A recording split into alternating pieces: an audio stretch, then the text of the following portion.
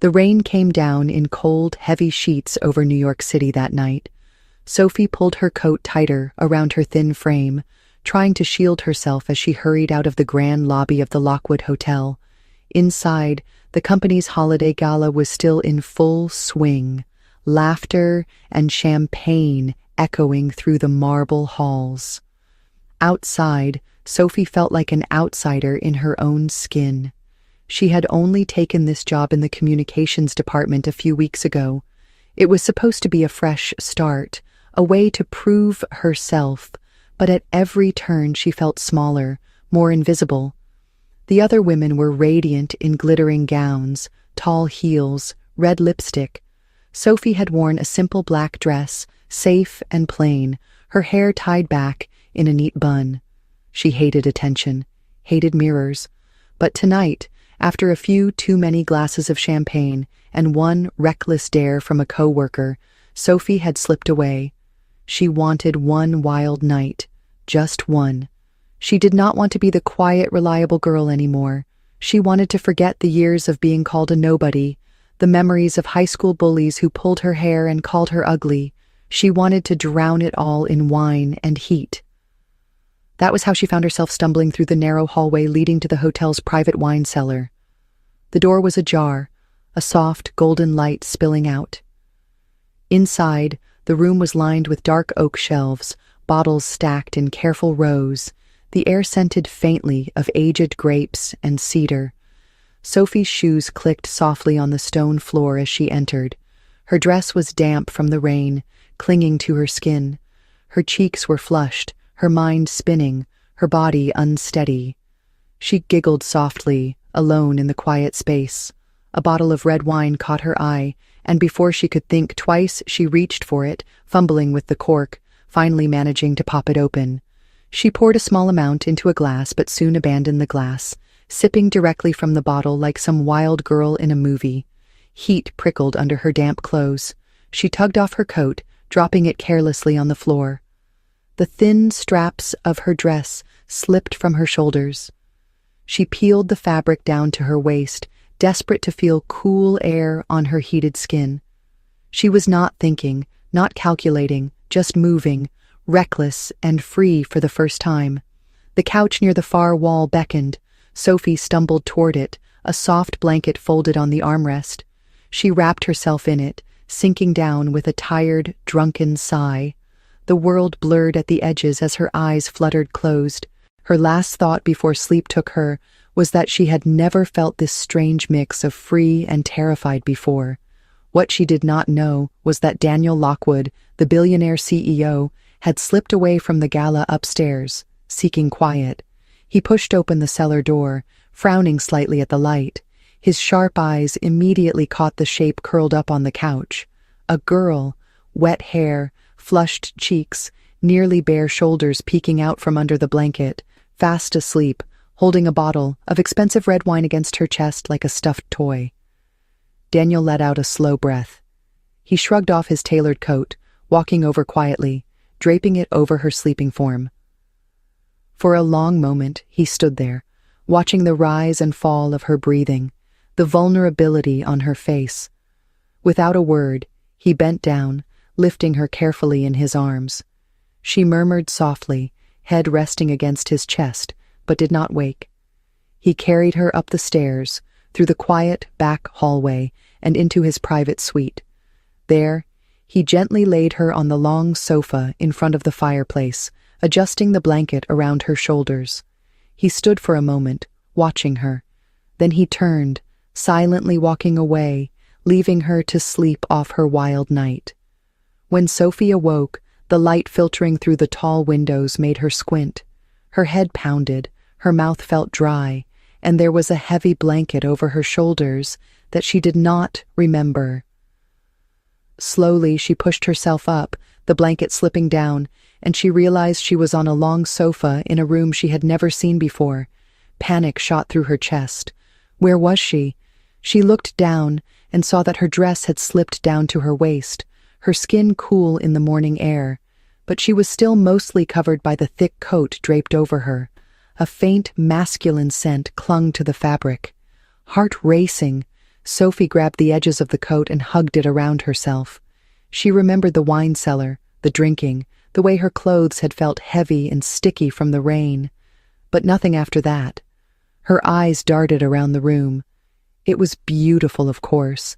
High ceilings, tall glass windows with views of the city skyline, tasteful art on the walls, soft leather furniture, and everything smelled faintly of clean linen and expensive wood polish. But it was not familiar. She swung her feet to the floor, wobbling slightly as she tried to stand. That was when she heard the sound of a door opening. Daniel Lockwood entered the room, a quiet strength in the way he moved, wearing a simple black sweater and dark slacks, hair slightly tousled as if he too had only recently woken up. His sharp gray eyes immediately locked onto hers. Sophie's breath caught in her throat. She'd only seen him from afar before, at company meetings, in sleek business magazines, on the screens in the lobby. She had never spoken to him.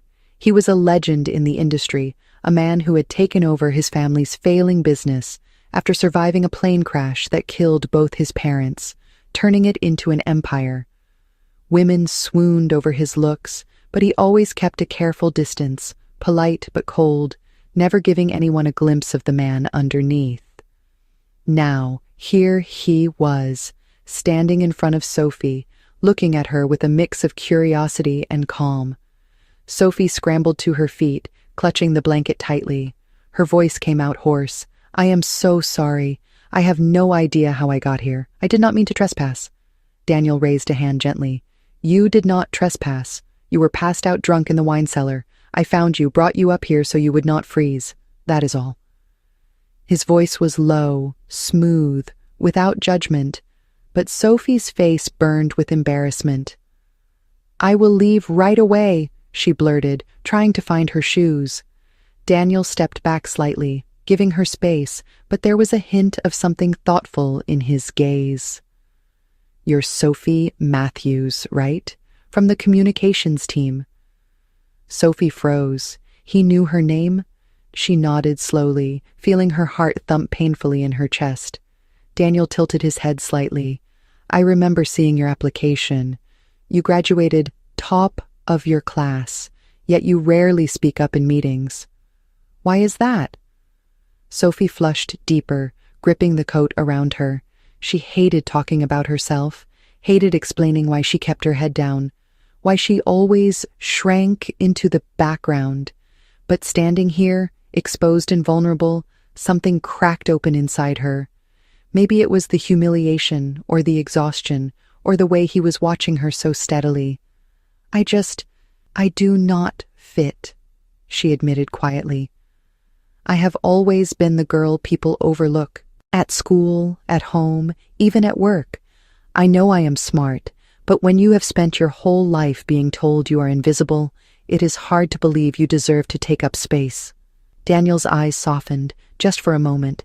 He stepped forward, taking a measured breath. "You are not invisible, Sophie. Not now. Not to me." The words sent a strange shiver through her, a mixture of confusion and warmth. He handed her a glass of water. "Sit down. Drink this. You still look pale." Sophie hesitated but obeyed, perching on the edge of the sofa, sipping the water with shaking hands. Daniel sat across from her, crossing one leg over the other, watching her with a quiet patience. She could feel the weight of his attention like a blanket, heavy, but not uncomfortable. It was the first time in a long time she had felt truly seen. The room around them was silent except for the soft ticking of a clock. Sophie's heart gradually calmed as she realized he was not angry, not mocking, not dismissive. Still, the shame in her chest remained. "I have never done anything like this before," she confessed softly.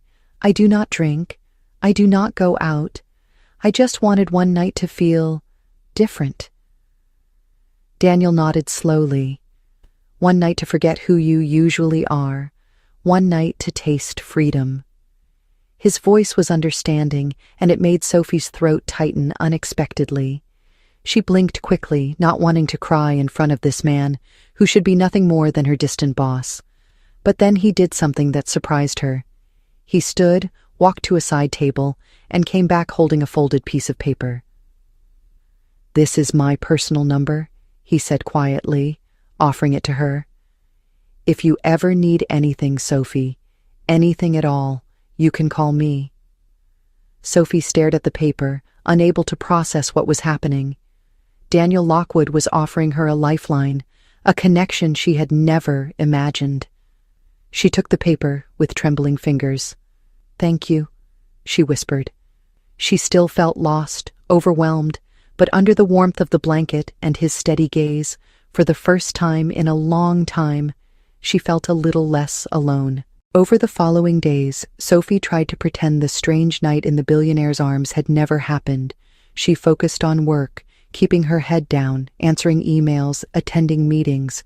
But the truth was, she felt different. She had Daniel's personal number in her bag, a piece of paper she never used but could not bear to throw away. She wondered if he remembered, if he had meant it, or if it had just been a polite gesture in the moment. Yet something had shifted. When she passed him in the hall, their eyes met briefly, and for the first time, she saw something soft flicker in his gaze. She felt it in the way his assistant sometimes stopped by her desk with messages, the way Daniel's team invited her to higher-level meetings, the way she caught him watching her, not with judgment, but with something closer to curiosity, maybe even interest. Sophie was terrified. She had worked so hard to blend into the background, to avoid risk, to stay small. But a part of her, the part that had snuck into the wine cellar, wanted to step forward. Daniel, on the other hand, found himself strangely unsettled. He had known women, many women, all sharp and polished, confident, alluring. Sophie was nothing like them. She was quiet, thoughtful, almost fragile, but with flashes of stubbornness and sharp intelligence when she spoke. There was something about her that pulled at him, something real, in a world full of performance. He told himself it was nothing. He was just looking out for an employee, offering mentorship, making sure she found her footing.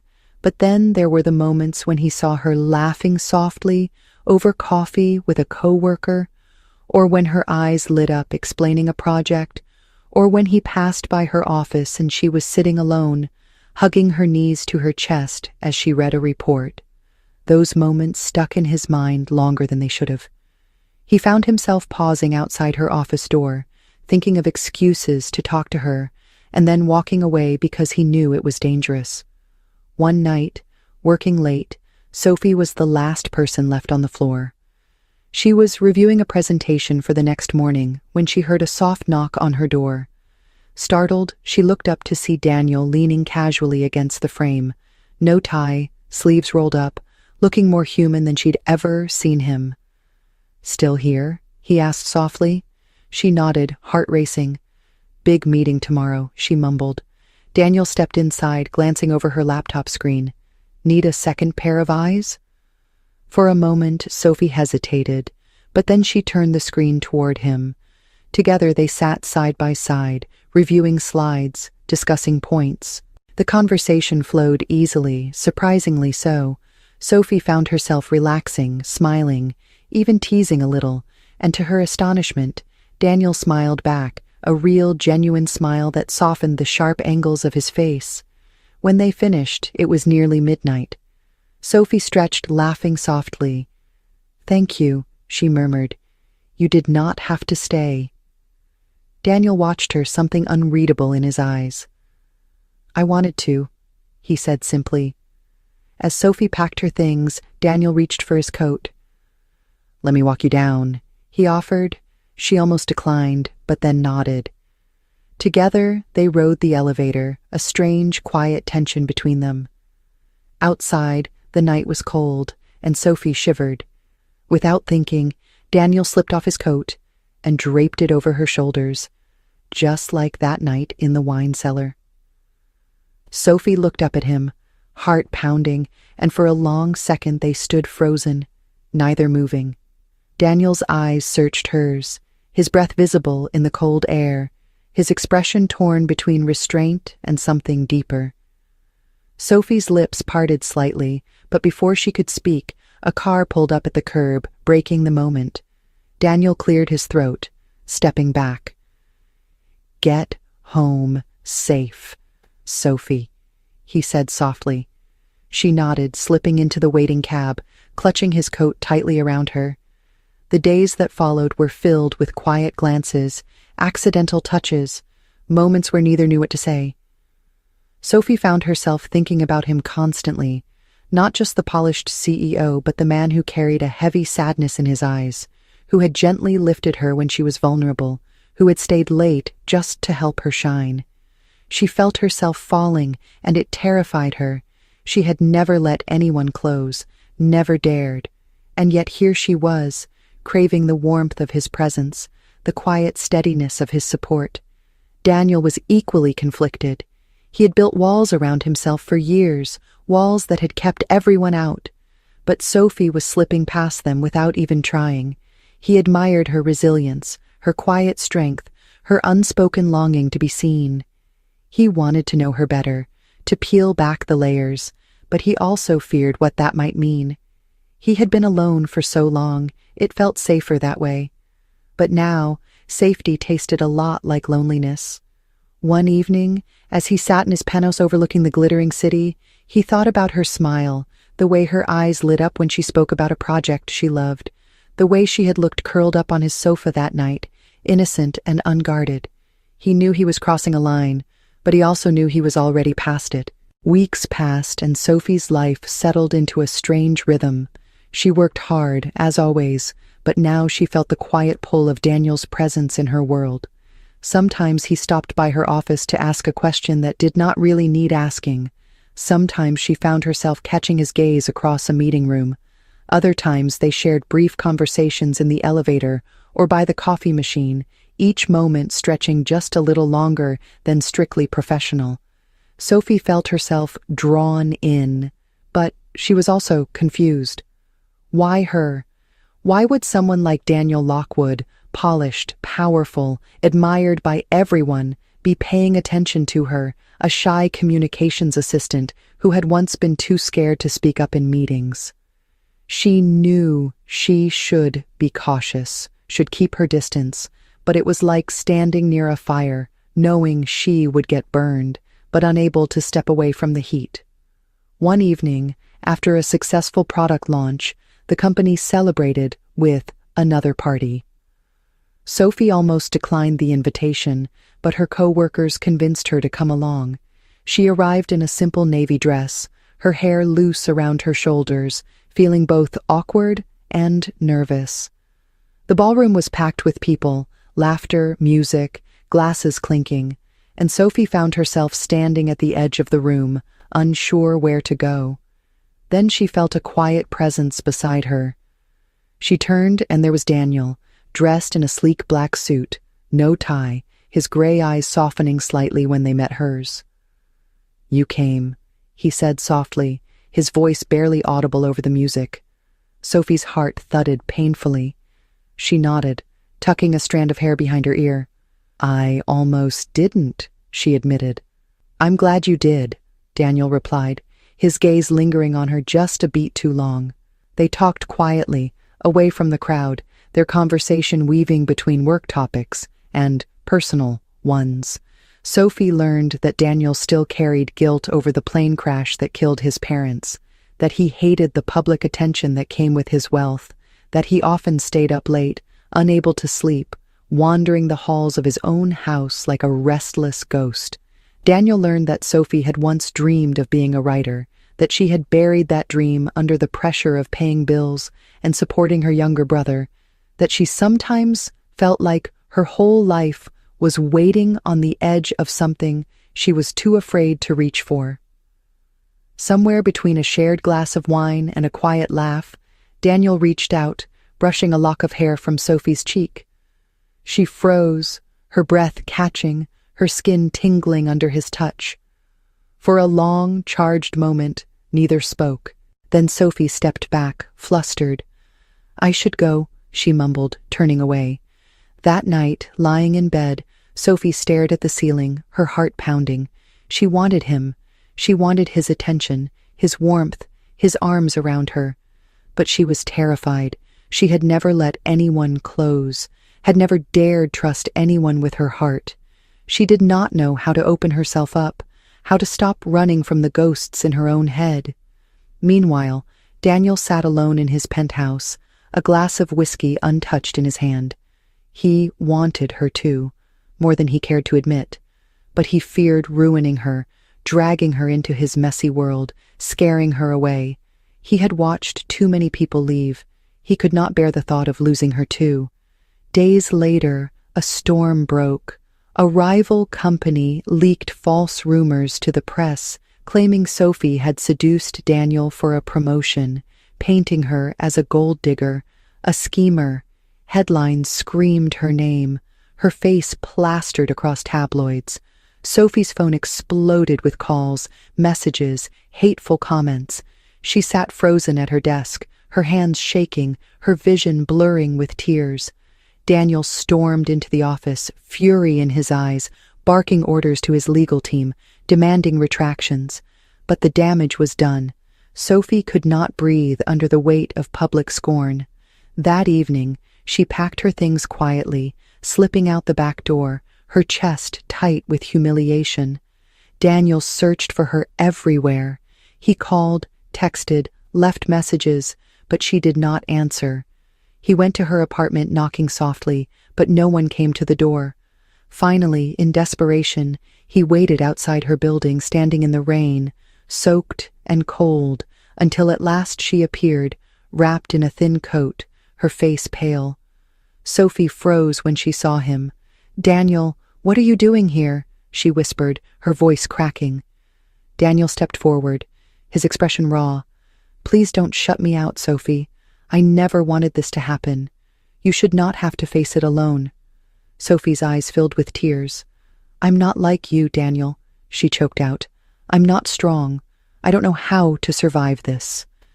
Daniel reached out, cupping her face gently, his thumbs brushing her wet cheeks. "Yes, you are," he murmured. "You're stronger than you think. You've been fighting your whole life, Sophie, even when you didn't realize it. And he faltered, emotion tightening his voice. "I don't want to lose you. Not now." Sophie broke, her hands clutching his coat, her head pressing against his chest as she sobbed. Daniel held her tightly, his own heart aching. For the first time, he realized he was not just protecting her. She was saving him too. The night Daniel held Sophie in his arms outside her building marked a turning point neither of them could ignore. From that moment, their bond deepened, shifting from quiet glances and careful conversations into something more raw and undeniable. Daniel began spending more time with Sophie, not just at work, but after hours, sharing late-night coffee, long walks through quiet city streets, even moments of rare, vulnerable silence in his penthouse where they would sit by the fireplace, neither needing to fill the air with words. For Sophie, the change was dizzying. She had never imagined she could belong in a world like Daniel's, yet now here she was, wrapped in his warmth, touched by his careful, reverent hands, kissed softly by lips that had once seemed so impossibly distant. She felt herself unfolding, piece by piece, the shy, uncertain girl who had hidden in corners for so long now daring to step into the light. But with that new closeness came new fears. Sophie began to wonder how long it could last, how long before the weight of Daniel's world crushed the fragile thing they were building together. She worried about the whispers in the office, the paparazzi lurking outside, the constant tension of being by his side. She wanted to believe they could survive it, but a voice in her head, the same voice that had haunted her since childhood, kept whispering that she was not enough, that she would never be enough. Daniel, too, wrestled with his own demons. He had let Sophie into his life more deeply than he had let anyone in years.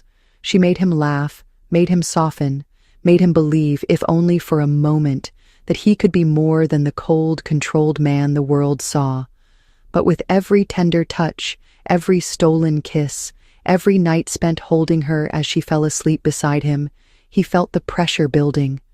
His board of directors was watching, investors were whispering, competitors were circling. A CEO distracted by a scandal was a CEO in danger, and Daniel, for all his wealth and power, was still haunted by the fear of losing everything, the way he had lost his parents in one blinding, tragic instant. The breaking point came one evening when Sophie received a package at her apartment. Inside were printed photos, grainy and cruel, showing her and Daniel together, laughing over coffee, walking arm in arm down the street, sharing a kiss by the elevator. Attached was a note typed in harsh black letters. "You think he really cares about you? You are just another headline waiting to happen." Sophie sat frozen on her couch, the photos spread around her like broken glass. She wanted to call Daniel, to tell him, to let him hold her and promise it would all be okay. But something in her chest clenched. She remembered the taunts she had endured in school, the cruel laughter of classmates, the cutting words of her own parents when she tried to stand up for herself. She remembered how it felt to believe in something, only to have it torn away, and she was terrified. When Daniel arrived at her apartment, his eyes dark with concern, Sophie tried to hold herself together. She told him about the photos, the note, the creeping dread in her chest. Daniel took her hands, his grip firm and sure. "Sophie, listen to me," he said quietly. "I will fix this. You don't have to be afraid." But Sophie pulled away, her voice shaking. "That is the thing, Daniel. I am always afraid. I have been afraid my whole life, and now, just when I finally start to feel strong, I am realizing how much I have to lose." Daniel stepped closer, his hands reaching for her, but she took a shaky breath and whispered, "Maybe you were right to keep your distance. Maybe this was never meant to last." Daniel froze. His jaw tightened, his eyes flickered with something raw and pained. "Sophie, no," he began, but she shook her head, tears spilling down her cheeks. "I need time," she said softly. "Please." Daniel's hands fell to his sides, his shoulders stiff. He stared at her for a long, aching moment, then nodded once, sharply, and turned to go. Sophie stood in the doorway long after he left, her chest hollow, her fingers trembling. She wanted to run after him, to pull him back, to take back the words she had just thrown like daggers. But instead, she sank to the floor, pressing her face into her hands, her heart breaking quietly in the empty apartment. Across the city, Daniel sat in his penthouse, staring out over the skyline, a drink untouched in his hand. He hated himself for walking away, hated the cold mask he had pulled over his face, hated the silence stretching between them like a chasm. But most of all, he hated how much he missed her already, how deeply she had slipped under his skin, how terrified he was that he might never get her back. The days that followed were a quiet storm in both their hearts. Sophie threw herself into work, arriving early, staying late, doing everything she could to keep her mind occupied and her heart shielded. She told herself she was fine. She told herself she had made the right decision, that stepping back was safer, that maybe Daniel would forget about her and she could forget about him. But every time her phone buzzed, her breath caught. Every time she passed his office door, her chest tightened. Every night she lay in bed, staring at the ceiling, aching with a longing she could not name. Daniel, on his side, buried himself in meetings, contracts, investor calls, his schedule a relentless machine. But underneath the polished exterior, he was unraveling. He kept hearing her voice, the tremble in her words, the way her eyes had looked when she asked for time. He wanted to give her space. He wanted to respect her wishes. But it was killing him. He had spent years building walls to keep people out, and now, for the first time, he had let someone in, only to watch her slip through his fingers. Then came the night everything shattered. Sophie was walking home from the office, late and exhausted, when she heard footsteps behind her. At first she thought it was nothing, just another passerby on the dark street, but the footsteps quickened, closing in. Sophie's heart pounded. She glanced back and saw a man in a dark hoodie, his face hidden, moving faster, too fast. Panic surged in her chest. She broke into a run, her heels clattering on the pavement, but the man lunged, grabbing her arm. Sophie screamed, struggling wildly, her bag falling to the ground. The man yanked at her, but suddenly, a car screeched to a halt at the curb, and two figures jumped out. Daniel was one of them. His face was sharp with fury, his eyes blazing. Without a word, he tackled the attacker, shoving him back, fists clenched, muscles coiled. The second man, Daniel's head of security, restrained the attacker, pulling him to the ground. Sophie collapsed to the sidewalk, shaking, her breath coming in gasps. Daniel was at her side in an instant, his arms wrapping around her, his voice tight with emotion. "Sophie, are you hurt? Are you okay?" She clung to him, her fingers digging into his coat, tears streaming down her face. "I was so scared," she sobbed. "I thought—" Daniel pressed his forehead to hers, his own voice breaking. "I'm here. I've got you. I'm not letting you go." Later, sitting in his car, wrapped in a blanket, Sophie stared at him, her eyes red but determined. "How did you find me?"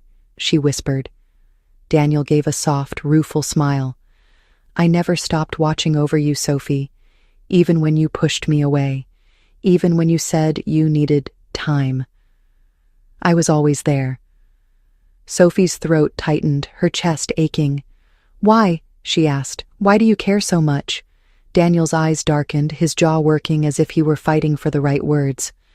"Because," he said quietly, "I know what it feels like to lose everything, to believe you don't deserve love, that you are safer alone. I've lived in that place for so long, Sophie, but you make me want something different. You make me want to try." Sophie's breath hitched.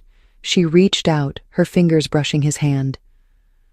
"I've been so afraid," she confessed. "My whole life I've been afraid of being seen, of being hurt, of wanting too much. But when I'm with you, I feel braver." Daniel pulled her gently into his arms, holding her close, his voice a low murmur against her hair. "We can be brave together. We don't have to do it alone." That night, back in his penthouse, Daniel sat beside Sophie by the fire, their fingers intertwined, their words soft and halting. They talked about fear, about loneliness, about the pain they had both carried for so long. Sophie traced the faint scar on Daniel's shoulder, a remnant of the plane crash, and he kissed the tear that slid down her cheek. Slowly, carefully, they let the walls fall, and in that fragile, beautiful space between them, something new began to grow. Weeks later, Sophie stood beside Daniel on a small stage, overlooking a packed room filled with supporters, employees, and journalists. Tonight was the launch of the foundation they had created together, a project dedicated to helping survivors of trauma, a cause that blended both their histories and hopes. Sophie wore a simple, elegant dress, her hair softly curled, her shoulders straight. She was no longer the timid girl hiding in corners. She had found her voice, her strength, and her place by Daniel's side. As she stepped up to the microphone, Daniel reached for her hand, giving it a gentle squeeze. Sophie took a deep breath, then smiled at the audience. She spoke about her past, about the journey she had taken, about the power of second chances and the courage it took to face the darkness inside. She spoke not as a scared assistant or a nameless employee, but as a woman who had fought through fear and found love on the other side. When she finished, the room erupted in applause, but Sophie's eyes were on Daniel. He stepped forward, wrapping an arm around her waist, his voice quiet but strong as he addressed the crowd. "Sophie Matthews has taught me more about resilience and heart than anyone I have ever known. She is not just the woman I love. She is my partner, my equal, and my greatest blessing." Sophie felt tears prick her eyes as Daniel turned to her, brushing a kiss against her forehead. In that moment, under the warm lights and surrounded by people who finally saw her, Sophie realized she was home, not because of the penthouse or the wealth or the power, but because of the man who stood beside her, the man who had held her when she was broken, the man she had dared to love. Later that night, they returned to the penthouse, slipping out onto the balcony to look over the glittering city. Sophie leaned into Daniel's side, her head resting on his shoulder, his arm wrapped securely around her. She smiled softly, feeling the cool breeze on her skin, the steady beat of his heart against her cheek. "You saved me," she whispered. Daniel turned, pressing his lips gently to her temple. "No, Sophie, you saved me." They stood there for a long time, watching the stars, wrapped in the quiet, unshakable truth of everything they had overcome. Sophie knew there would be challenges ahead, more storms to weather, more doubts to fight. But she also knew this: she was no longer the girl hiding in the shadows. She was a woman who had learned to face her fears, a woman who had found love where she least expected it, a woman who knew that the bravest thing of all was to let herself be seen and loved in return. Together, hand in hand, Sophie and Daniel turned toward the future, ready to build something lasting, something real, something that would carry them through whatever came next. Because in the end, love was not about perfection or safety or certainty. It was about two imperfect people choosing each other again and again, no matter what. And that was more than enough.